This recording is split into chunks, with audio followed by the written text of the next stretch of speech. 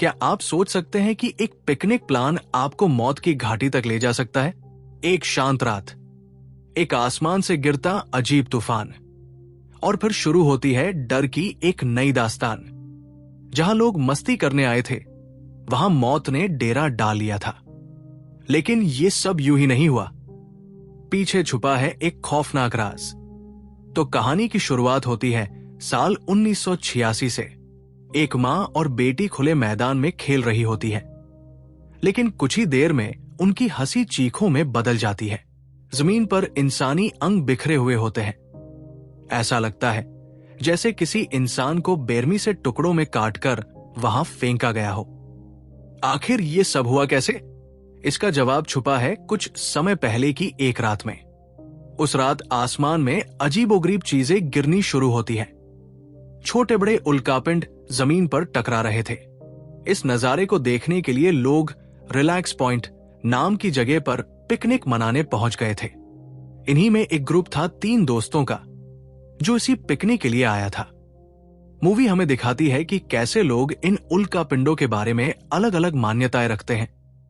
कुछ का मानना था कि ये तबाही लेकर आते हैं और इंसानी जिंदगियों के लिए खतरा बनते हैं। वहीं कुछ लोग मानते हैं कि जब इंसान ज्यादा बुरे काम करने लगते हैं, तब भगवान अपने गुस्से का इजहार इन मेट्रॉइड्स के जरिए करते हैं, जैसे ये सजा देने आए हों। कहानी फिर वापस आती है कास्टर और उसके दोस्तों के ग्रुप पर। जंगल पार करते वक्त उन्हें एक बूढ़ा आदमी रास्ते में रोकता है और चेतावनी देता है, यहां से लौट जाओ। मेट्रॉइड्स कोई साधारण चीज नहीं है, लेकिन ये लोग उसकी बात को नजरअंदाज कर देते हैं और आगे बढ़ जाते हैं। पिकनिक साइट पर पहुंचते ही वो देखते हैं कि उनके 2 दोस्त पहले से वहां मौजूद हैं और उन्होंने सारी तैयारी कर ली है। कास्टर की बहन ऑलिव साइट का जायजा लेने जाती है, लेकिन थोड़ी दूरी पर उसे 2 लड़के दिखते हैं जो एक बूढ़े आदमी को बेरमी से पीट रहे होते हैं। ऑलिव उन्हें रोकने की कोशिश करती है, लेकिन वो लड़के उस पर गंदी नजर डालते हैं। पर जब उन्हें एहसास होता है कि ऑलिव अकेली नहीं है और उसके भाई और दोस्त भी उसके साथ है, तो वो डर के मारे वहां से भाग जाते हैं। वो बूढ़ा आदमी घायल होता है, लेकिन उसके हाथ में एक अजीब कॉमिक बुक होती है जिस पर वो बहुत यकीन करता है। वो सबको बताता है कि ये मेट्रॉइड्स कोई आम पत्थर नहीं है। ये इंसानों को न्यूट्रिएंट्स में बदलकर एक नए ही जीव में तब्दील कर सकते हैं। यहां से निकल जाओ, इससे पहले कि सब कुछ तबाह हो जाए। वो बार बार चेतावनी देता है, लेकिन बच्चे उसकी बात को गंभीरता से नहीं लेते, बस उसे कुछ पैसे देकर आगे बढ़ जाते हैं। थोड़ी देर में उनके 2 और दोस्त भी आ जाते हैं जो ड्रग्स लेकर आते हैं। फिर ये सभी दोस्त नशे में धुत हो जाते हैं, बिना ये जाने कि अब उनके ऊपर एक ऐसा साया मंडरा रहा है जिससे बचना नामुमकिन है। शाम ढल चुकी थी और हमें एक आदमी को दिखाया जाता है जो अकेले बैठकर मछली पकड़ने में लगा हुआ था। तभी अचानक आसमान में एक धीमी उल्का वर्षा शुरू हो जाती है। ये नजारा देखकर वो शख्स बेहद खुश हो जाता है, लेकिन उसी पल एक छोटा सा उल्का उसकी सिगार के अंदर आकर गिरता है और उसे इसका जरा भी अंदाजा नहीं होता। वो जैसे ही सिगार को खींचता है, तभी उसके शरीर में अजीब बदलाव शुरू हो जाते हैं। उसकी तबीयत बिगड़ने लगती है और हालत इतनी खराब हो जाती है कि वो मरने के कगार पर पहुंच जाता है। वो जमीन पर तड़पने लगता है, मगर मरता नहीं, बल्कि उसका शरीर अजीब तरह से बदलने लगता है। उसके कई अंगों का आकार बढ़ने लगता है और वो एक तरह से म्यूटेंट इंसान बन जाता है। जैसे ही उसका रूप पूरी तरह बदलता है, उसे अब कोई तकलीफ महसूस नहीं होती।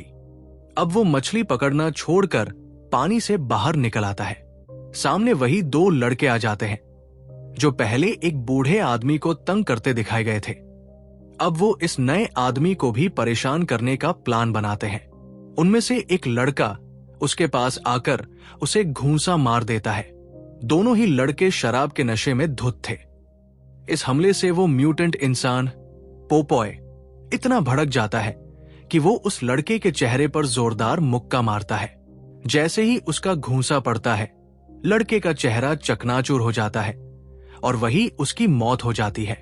इस झगड़े में पोपॉय की सिगार पाइप भी टूट जाती है। तब वो गुस्से में आकर मरे हुए लड़के की हाथ की हड्डी तोड़ता है और उसी को अपनी नई सिगार पाइप की तरह इस्तेमाल करने लगता है। मरे हुए लड़के का दूसरा साथी डर के मारे भागते हुए ओलिव के ग्रुप के पास पहुंचता है और उन्हें चेतावनी देता है कि एक खतरनाक आदमी उनकी तरफ आ रहा है जो उन्हें मार सकता है। मगर ग्रुप उसकी बात को हल्के में लेता है और उसकी बात को नजरअंदाज कर देता है, यहां तक कि उन्होंने ये भी नहीं देखा कि वो लड़का पूरी तरह खून से सना हुआ था। इसी बीच ग्रुप में से एक लड़का बाथरूम की तरफ चला जाता है। उसी वक्त पोपॉय को भी पेशाब की जरूरत महसूस होती है और वो भी उसी वॉशरूम में चला आता है। वहां पहुंचकर अंदर पहले से मौजूद लड़का उसे घूर रहा होता है, जैसे उसकी आंखों में सवाल हो, क्या दिक्कत है तुझे? वो जैसे ही उसकी ओर देखता है, अचानक उसका सिर पकड़कर तेजी से घुमाने लगता है, इतनी जोर से कि सिर धड़ से अलग होकर पोपॉय के हाथ में आ जाता है। फिर पोपॉय उसे किसी बेकार चीज की तरह जमीन पर फेंक देता है, जैसे वो कोई कचरा हो। इसके बाद वो उसी की लाश पर बैठ जाता है। आखिर में मरे हुए लड़के का चेहरा दिखाया जाता है, जिसकी आंखें बेहद डरावनी तरह से हिल रही होती है, और फिर उसकी मौत हो जाती है। फिर कहानी वापस उस ग्रुप पर आती है जिनमें से एक कपल टेंट में चला गया है, जबकि बाकी 4 लोग खुले आसमान के नीचे बैठकर वहां के नजारों का मजा ले रहे हैं। बातों बातों में इन्हें एहसास होता है कि उनका वो दोस्त जो वॉशरूम गया था अब तक लौटा नहीं है।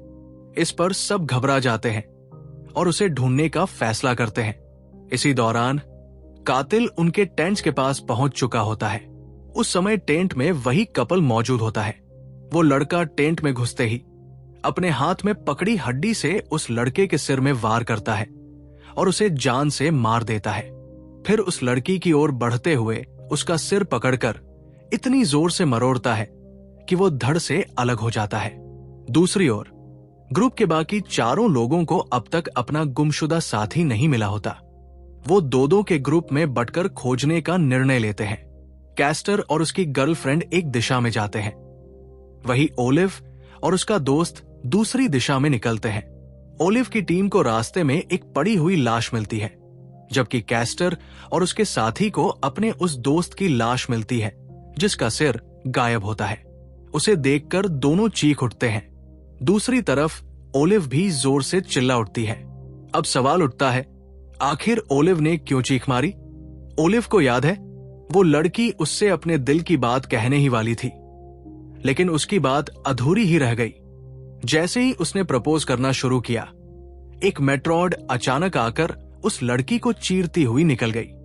ये दिल दहला देने वाला मंजर ओलिव की आंखों के सामने हुआ और वो डर के मारे जोर से चिल्ला उठी। सदमे में आकर उसने वापस कैंप लौटने का मन बना लिया।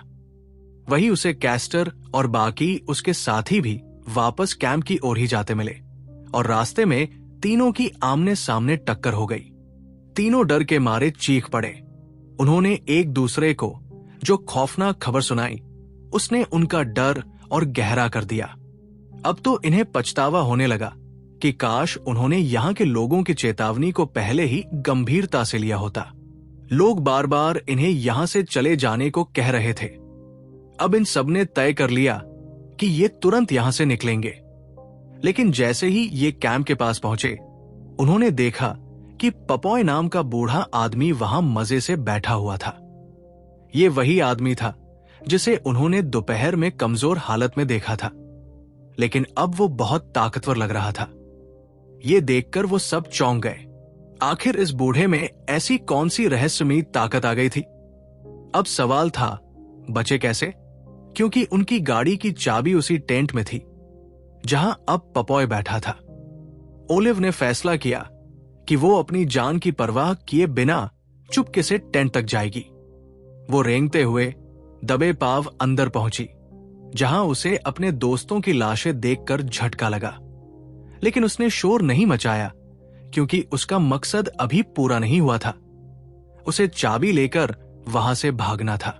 उसे लगा कि पपॉय ने उसे नहीं देखा, लेकिन वो गलत थी। अचानक पपॉय ने उसकी टांग पकड़कर उसे घसीटकर बाहर निकाल लिया इससे पहले कि वो ओलिव को मार डालता, एस्टर ने पीछे से आकर उसका ध्यान भटका दिया और खुद को खतरे में डाल दिया। इस मौके का फायदा उठाकर ओलिव ने चाबी ली और भागकर अपनी दूसरी साथी के पास पहुंची। जब ये दोनों कार तक पहुंचे तो उनका दिल टूट गया। मेट्रॉयड नाम की वो डरावनी चीज उनकी कार को पूरी तरह तबाह कर चुकी थी। अब उन्हें कैस्टर की भी चिंता सताने लगी। तभी पॉलिफ ने बताया कि वो और कैस्टर अक्सर एक काली फैक्ट्री में आया करते थे। उसे यकीन था कि कैस्टर वही गया होगा। अब सब उसकी तलाश में उस फैक्ट्री की ओर बढ़े। रास्ते में उन्हें उस बूढ़े आदमी की बुरी हालत में पड़ी लाश मिली। उसी ने उन्हें पहले चेतावनी दी थी कि एक कॉमिक एवल आएगा और सब कुछ तबाह कर देगा। इससे पहले कि वो कहीं और जाते, पपॉय खुद कैस्टर को लेकर उनके सामने आ गया। कैस्टर की गर्लफ्रेंड उसे बचाने दौड़ी, लेकिन पपॉय ने उसके चेहरे पर ऐसा वार किया कि वो मौके पर ही मर गई। इसके बाद पपॉय ने कैस्टर को पास ही मौजूद एक केमिकल टैंक में फेंक दिया, जिससे उसका पूरा शरीर गल गया और उसकी हड्डियां तक गायब हो गई। अब केवल ओलिव बची थी, जो अपनी जान बचाने के लिए फैक्ट्री की ओर भागी। वहां उसे एक बुजुर्ग मिला जिसके हाथ में एक शॉटगन थी। ओलिव ने उसे पूरी कहानी बताई कि कैसे एक राक्षसनुमा आदमी उसके दोस्तों को मार चुका है। उस आदमी ने पहले तो ओलिव को खरी खोटी सुनाई, जिससे वो और डर गई। लेकिन उसी बातचीत में उसने एक अहम बात कही। उसने इस तरह की स्थिति से निपटने के लिए कुछ खास तैयार किया है। वो क्या चीज थी ये नहीं दिखाया गया, लेकिन जब ओलिव ने उसे देखा तो वो दंग रह गई। तभी बाहर से एक डरावनी आवाज आई। बुजुर्ग ने ओलिव से कहा कि वो यही छिपी रहे और खुद व्हीलचेयर पर बैठकर बाहर निकल गया। जैसे ही वो बाहर गया, फिर क्या हुआ? इस खतरनाक इंसान को भी पकड़कर पोपॉय ने अपनी हथेली में फंसी हड्डी से ताबड़तोड़ वार कर डाला और उसी अफरात फरी में ओलिव खुद भी वहां से बाहर निकलने में कामयाब हो गई। लेकिन मामला यही खत्म नहीं हुआ। ओलिव पोपॉय से भिड़ने को तैयार थी, मगर पोपॉय को रोकना उसके बस की बात नहीं थी। वो तो ऐसे उसे साइड कर देता है जैसे बच्चों का खेल हो। तभी किस्मत एक बार फिर करवट लेती है। उसी घायल लड़के की एंट्री होती है जिसने सबसे पहले आकर ओलिव को पोपॉय के बारे में चेतावनी दी थी। वो लड़का पूरी ताकत से पोपॉय पर झपटता है और उसके सिगार में छुपा हुआ मेट्रॉयड निकालकर उसी पर पलटवार कर देता है। इस हमले से पोपॉय को बड़ा नुकसान तो नहीं होता, लेकिन उसका गुस्सा चरम पर पहुंच जाता है। वो लड़के को एक हाथ से उठाकर जमीन पर पटक देता है और पैर से उसका चेहरा रौंद देता है। वही उसका अंत हो जाता है। इधर मेट्रॉयड जमीन पर गिर चुका था। ओलिव ने उसे उठाया, लेकिन जैसे ही उसने उसे हाथ में लिया, उसके हाथ चलने लगे। फिर भी ओलिव ने हार नहीं मानी। वो मेट्रॉयड को लेकर भागती है और उसे डाल देती है उस जनरेटर में जो चैनसो नाम की मशीन को एक्टिव कर देता है। यही चैनसो असली हथियार था, वही जिसका जिक्र उस बुजुर्ग आदमी ने ओलिव से किया था। ओलिव अब डरने वालों में से नहीं थी। उसने पूरे हौसले से चैनसो को कंट्रोल किया और सीधा पोपॉय की ओर बढ़ गई। लेकिन पोपॉय भी कोई आम विलेन नहीं था। उसने जल्दी जल्दी कुछ औजार खोजे, मगर उसके हाथ सिर्फ एक हथौड़ा ही आया। इस छोटे से हथियार से वो ओलिव के भारी भरकम चैन के सामने क्या करता? ओलिव ने पूरे दिमाग से काम लिया और एक सटीक वार में पोपॉय को 2 टुकड़ों में काट दिया। उसे लगा कि अब उसका डर खत्म हो गया है। वो चैन की सांस लेकर वहां से चली गई। लेकिन सुबह जब सूरज निकला, हमें दिखाया गया कि पोपॉय की लाश वहां से गायब थी। ओलिव, जो रात वही सो गई थी, जब उठी तो ये देखकर घबरा गई। उसे मालूम था कि अगर पोपॉय अभी जिंदा है तो वो तबाही मचा सकता है। अब उसने फिर से खुद को तैयार करना शुरू किया। कुछ हफ्तों बाद न्यूज चैनलों पर खबर चलती है, न्यूयॉर्क में पोपॉय फिर से कहर बरपा रहा है और अब उसे रोकने के लिए हमारी सुपर वुमन ओलिव ने एक खास मैकेनिकल आर्म तैयार किया है जो शायद पोपॉय को आखिरी बार रोक सके और इसी रहस्य के साथ कहानी यही खत्म होती है। कभी कभी बुराई ताकतवर होती है, लेकिन जीत हमेशा उसी की होती है जो हिम्मत, समझदारी और दृढ़ निश्चय से लड़े। अगर आपको ऐसे ही दमदार और थ्रिल से भरपूर वीडियो पसंद है तो हमारे चैनल सिनेमा इनसाइट को अभी सब्सक्राइब कीजिए, क्योंकि असली कहानियां यहां जिंदा होती है। Thanks for watching.